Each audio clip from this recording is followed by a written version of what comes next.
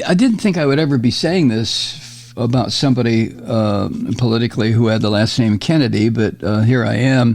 Robert Kennedy Jr., who is one of these anti-vaccine conspiracy freaks, and, a descendant of the Kennedy political dynasty.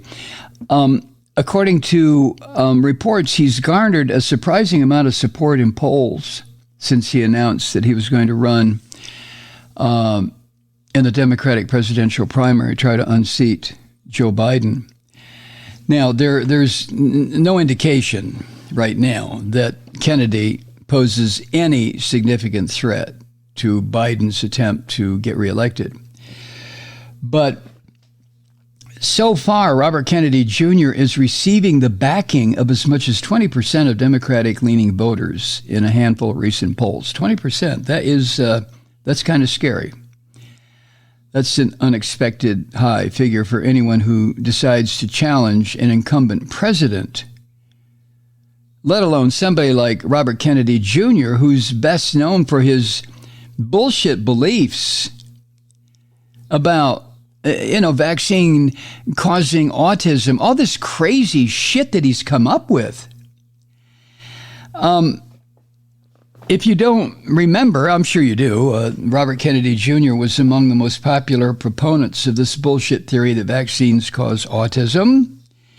And that helped, that kind of nonsense helped fuel the rise to the modern anti-vaccine movement. And he was also identified by researchers as one of the so-called disinformation dozen. That's a small group of people responsible for spreading the majority of the bullshit claims about the safety and effectiveness of the COVID-19 vaccines. I know I'm just one person out of 335 million of us, but I have so far had 5 injections of the vaccine, 3 in the original process of getting vaccinated, and then 2 boosters. And hey, Robert Kennedy Jr., guess what?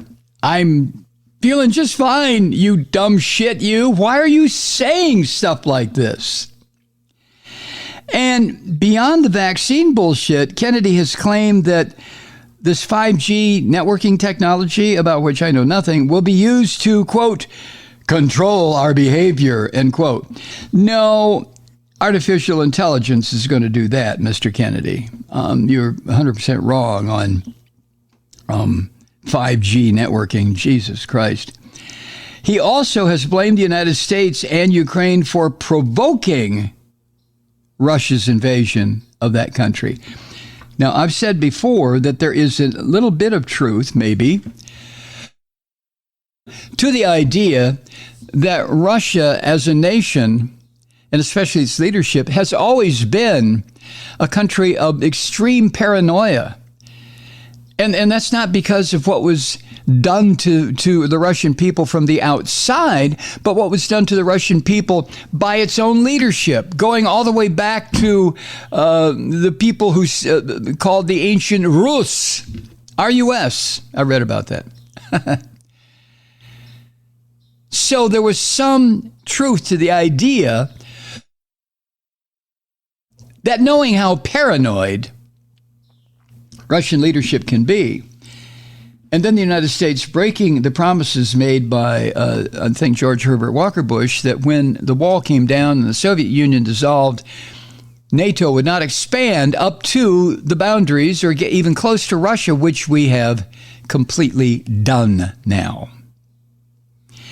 But blaming the United States and Ukraine for provoking the invasion of Ukraine is horseshit, purely and simply.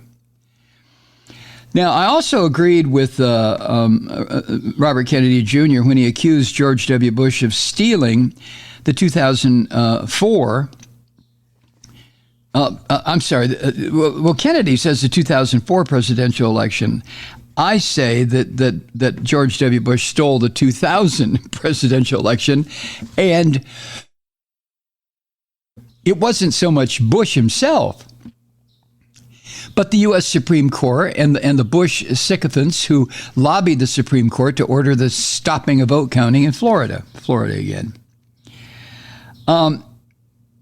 He has also, Robert Kennedy Jr., and here's another thing I agree with him, he's called for people who deny climate change to be put in jail.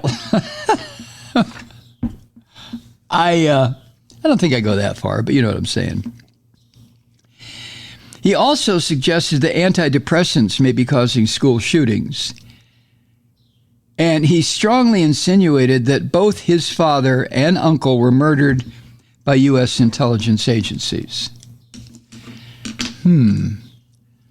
So you see, there are some things that Robert Kennedy Jr.